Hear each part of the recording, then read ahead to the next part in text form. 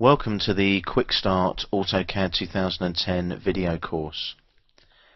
In this first video about what's new in AutoCAD 2010, we're going to discuss some of the new features available very briefly. We will then look at these in more detail as we go through the Quick Start course.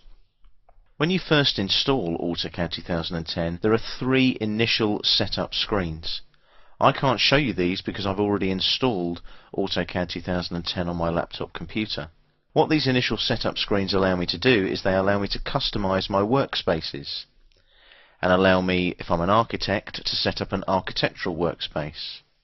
If I'm an electrical engineer, they allow me to set up an electrical engineering workspace. There is also the default AutoCAD workspace available as well. These are down here on the status bar here. If I hover over 2D drafting and annotation and click here, you can see there's my workspaces there.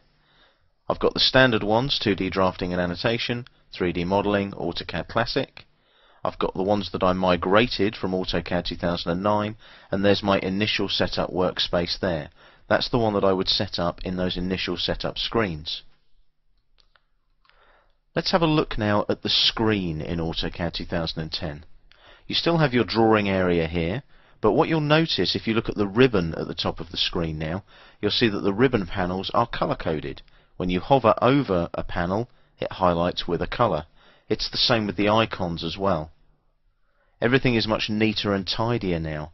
Notice the 3 rows of icons on each ribbon panel.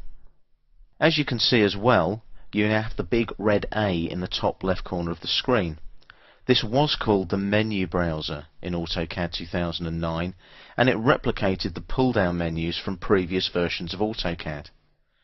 In AutoCAD 2010, it is now known as the application menu, and when you click on the arrow next to the big red A there, you'll see that it's a very different menu. It's process-driven now. So for example, if I went to Save As, it gives me the option to save as an AutoCAD drawing, a template, a DWS file or other formats. If I went to print here as well, for example, you can see that I have lots of different options available to me. So if I went to page setup, it opens up the page setup manager dialog box for me and allows me to edit the page setups in the current drawing. I don't need to edit any page setups here, so I'm going to close that. It was purely me demonstrating a new feature in the application menu. If I just click on the application menu one more time, you've also got other options here, as you can see, where you can open documents, you can look at recent documents, that's this list here, and you can also go to the options screen in AutoCAD, and you can also exit AutoCAD. So if I click on options, I can go and work with the options in AutoCAD and edit and change as I need to.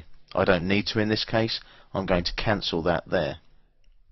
Now, the other thing that you'll notice at the top of the screen next to the A is you've still got the quick access toolbar here as you had in AutoCAD 2009. You've got New, Open, Save, Undo, Redo and Plot. You'll also notice there's a little flyout arrow here. If I click on it now, in AutoCAD 2010 you can customize the quick access toolbar.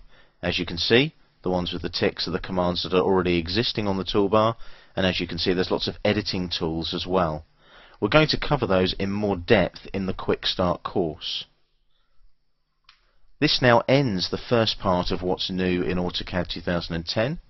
Please now move on to part 2 of what is new in AutoCAD 2010.